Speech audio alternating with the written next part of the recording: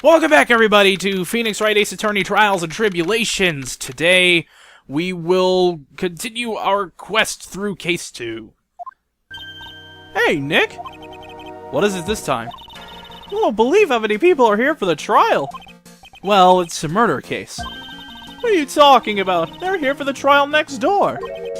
Next door? Why don't you know this, Nick? They're having Detective Atme's trial today. Detective Atme? They say they're going to try him as mask to mask. Already? That was fast.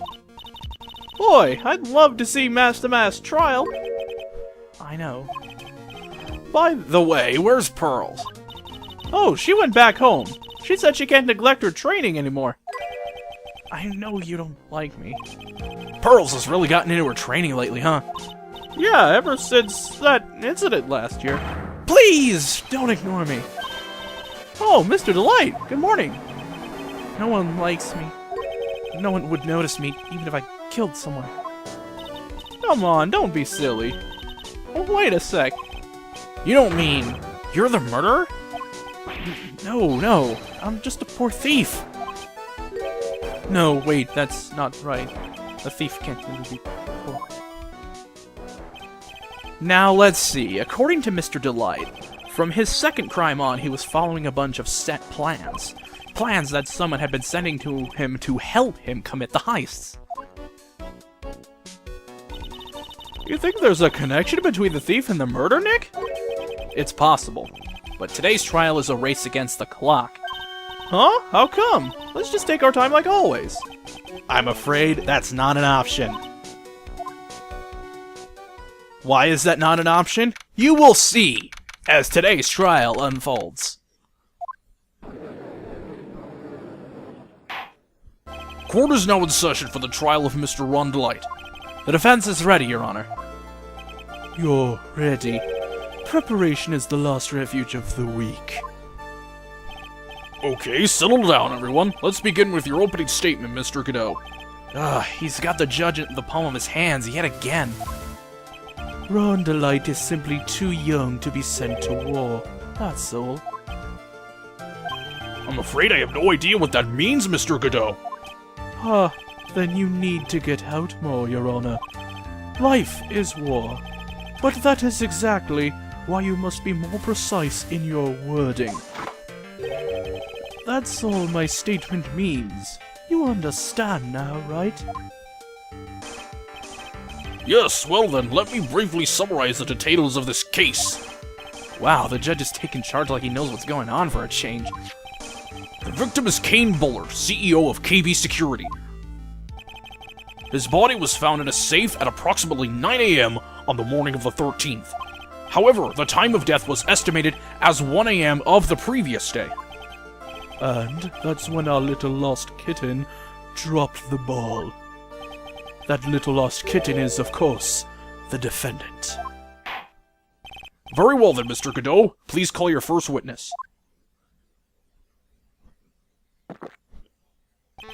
I never drink more than 17 cups of coffee during any given trial, but the first one is always the best. Mr. Godot, your witness? Okay then. Let's hear what the defendant, Mr. Ron Delight, has to say for himself. The defendant? Well, Mr. Wright, does the defense have any objections? It may be a bit of a disadvantage having the defendant testify, but... I remember when Mia was defending me. She allowed me to testify so she could do the cross-examination. She put a lot of trust in me back then. We have no objections, Your Honor. The defense will allow Mr. Delight to testify. You've got guts, Wright. Alright then, Mr. Ron Delight, please take the stand.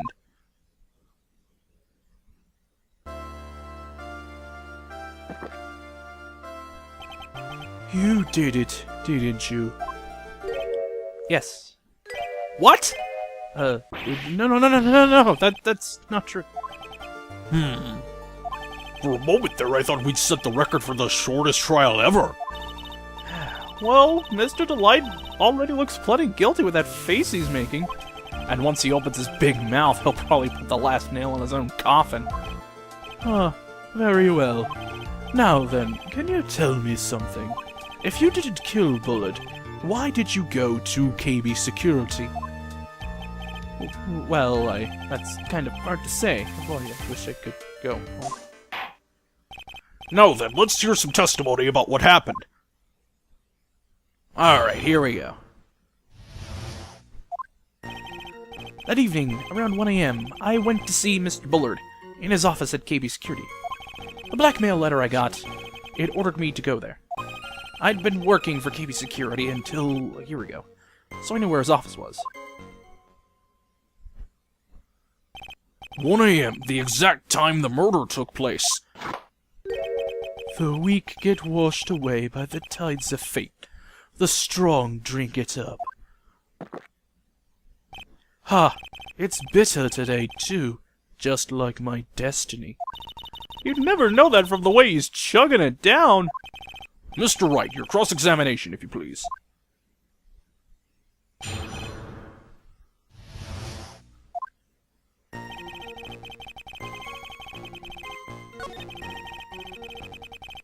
Hold it!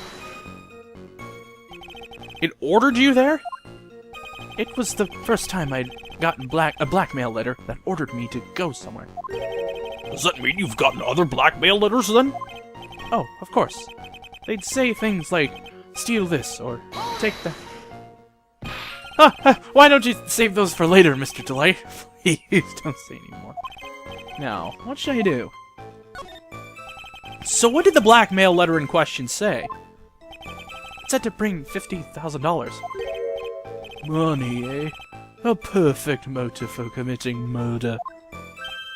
Oh, but wait! I never intended to pay that money anyway. Oh, is that right? After all, he had nothing to hold over my head. I had nothing to be afraid of. An important point indeed. Witness, let's have that added to your testimony. Yes, sir. Huh. A muddy mud skipper in outer space has a better chance of surviving than I do.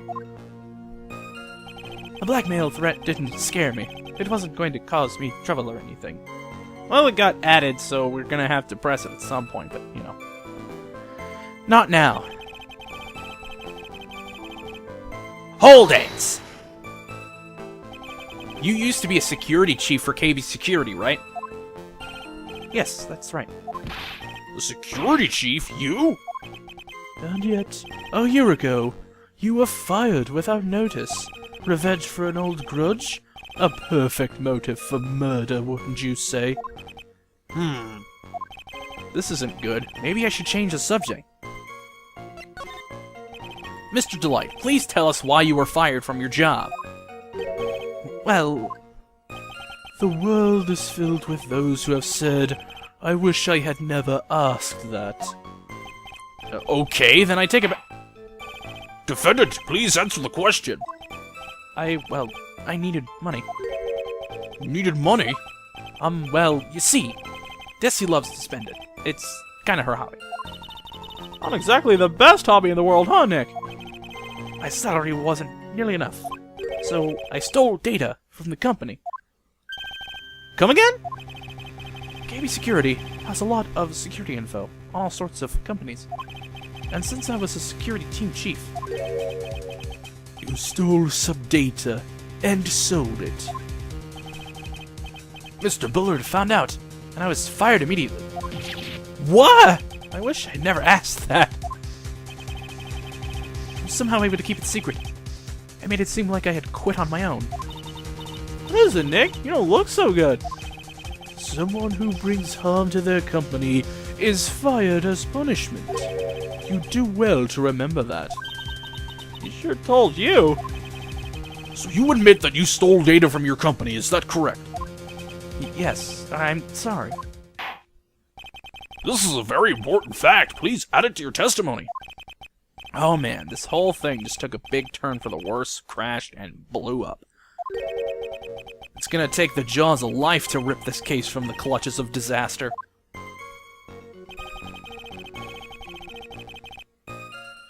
They fired me for selling company secrets, but Desi doesn't know about that. Hold it! Why would you do something like that? Well, for Desi's hobby, what else? Wasting money, huh? It's not a waste!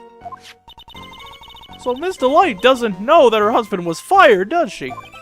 So it would seem. I'm not sure what to think about couples who keep secrets like that from each other. I can't believe it. This case has gotten even Maya to seriously think about couples. Please try to stay focused, Mr. Wright. There wasn't much to his testimony, was there? Sounds like he's avoiding something. At least, that's what it sounds like to me. Oh, I've got a bad feeling about this. We'd better be careful. But if we don't find a way to make him spill the beans, we'll never get closer to the truth. Yeah. Certainly seems that way.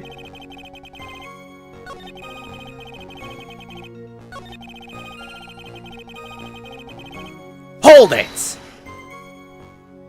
Just what were you being blackmailed about anyway? The blackmail letter said if you don't want your identity revealed, correct? I'm sure it was referring to the whole the mask thing. Objection! I'm afraid that reason isn't going to hold up anymore. What do you mean? The victim had no proof the defendant was masked a mask, but you were the one who stole company secrets only 1 year earlier. But that was all over with once I was fired. But it is true that the fact I stole secrets was kept under wraps. Even so, there was no reason for me to pay up now, a whole year later. Is that really true? What is it, Nick? The fact that Ron was stealing company data, I wonder if he would have had a problem if that ever became public knowledge. I'd say he would. Mr. Delight, I believe you would have been in considerable trouble if your identity as a company data thief was made public.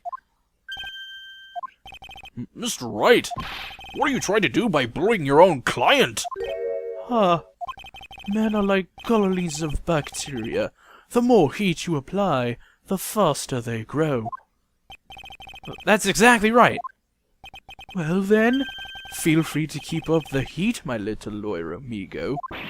Little lawyer amigo?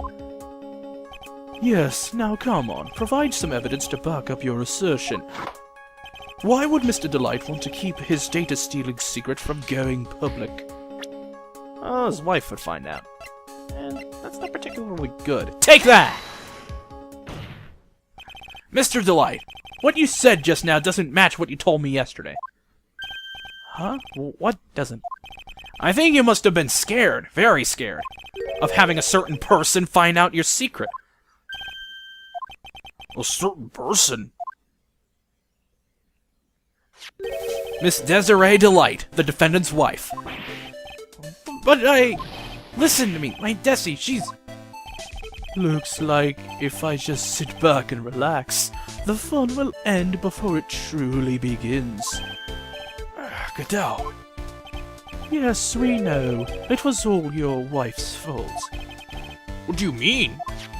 Mr. Delight stole company data to pay for his wife's spending habits, for which he was fired. Unable to face his own wife, someone used his dirty little secret to blackmail him. And that is how this murder came about. Oh, No, everything is falling neatly into place for him. Don't talk about my Desi like that. You'll be sorry!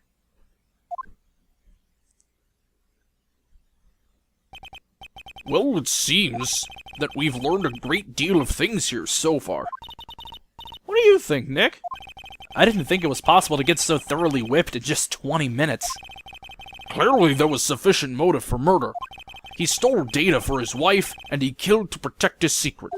A family man who cared just a little too much. The motive is clear. Let's move on. What happened at the crime scene at 1 in the morning, Mr. Delight? Come now, tell us. We're all ears.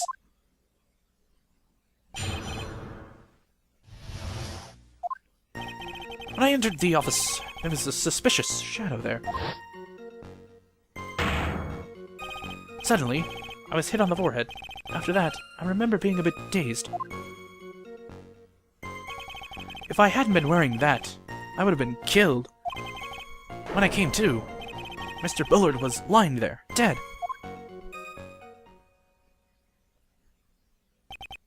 I see. Suddenly hit on the forehead, huh? I believe the detective from yesterday provided similar testimony. He said that Master Mask struck him on the head from behind. Of course, since Aunt Me turned out to be the culprit himself, that was all a lie. Huh. No one's going to believe a pathetic lie like that. What are you saying? I really was attacked! We'll find out if what you say is true or not during the cross-examination. Got that, Mr. Wright? Don't go easy just because he's your client. If I see any sign that you are, I'll treat you to another cup of my special blend. You don't need to worry about that, Mr. Godot. I have faith in Ron. I know he didn't do it.